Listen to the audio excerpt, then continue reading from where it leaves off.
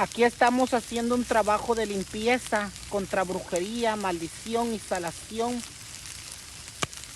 Afuera brujerías, afuera maldiciones. Esta es una fogata.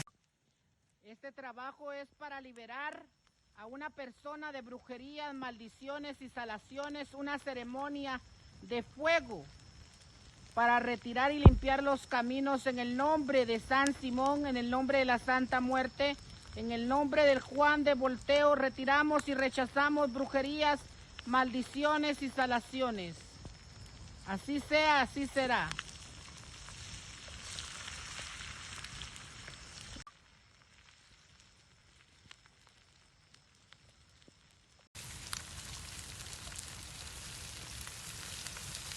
Afuera brujerías, afuera